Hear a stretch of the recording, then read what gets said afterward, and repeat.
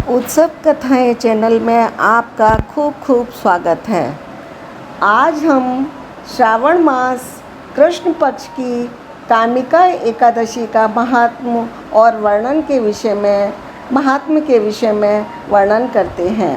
युधिष्ठिर ने गोविंद जी से पूछा कि कृपा करके इस एकादशी के महात्म्य का वर्णन कीजिए। कृष्ण भगवान बोले, राजन सुनो, मैं तुम्हें एक पाप नाशक उपाख्यान सुनाता हूँ जो ब्रह्मा जी ने नारद जी के पूछने पर बताया। नारद जी ने प्रश्न किया, हे भगवान कमलासन, आपसे मैं सुनना चाहता हूँ कि कृष्ण पक्ष की एकादशी कामिका का क्या महत्व है।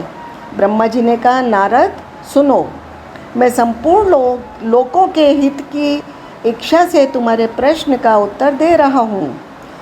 श्रावण मास की जो एकादशी है, कृष्ण पक्ष की एकादशी, उसका नाम कामिका है। उसके स्मरण मात्र से वाजपेय यज्ञ का फल मिलता है।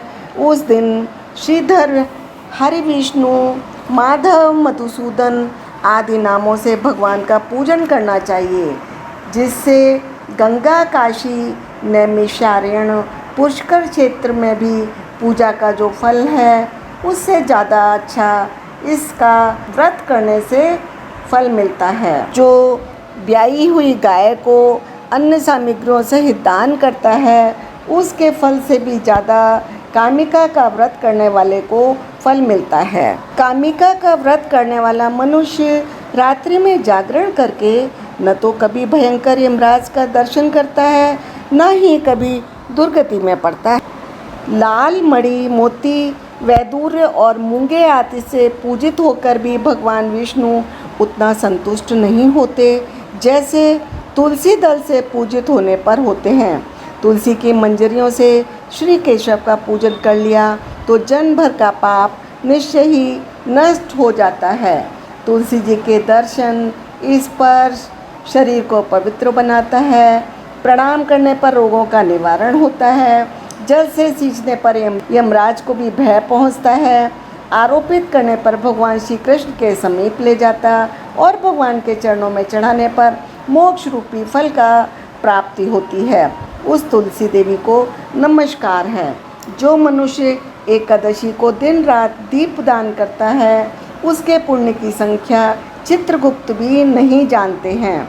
उसके पितर स्वर्गलोक में स्थित होकर अमृत पान से तृप्त होते हैं। घी अथवा तिल के तेल से भगवान के सामने दीपक जलाकर मनुष्य देह त्याग के पश्चात करोड़ों दीपकों से पूजित होकर वह स्वर्गलोक में जाता है।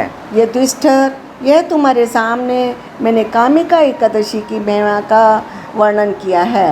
ये सब पातकों को हरने वाली हैं। मानवों का इसका व्रत अवश्य करना चाहिए। स्वर्गलोक और महान पुण्य फल प्रदान करने वाली हैं।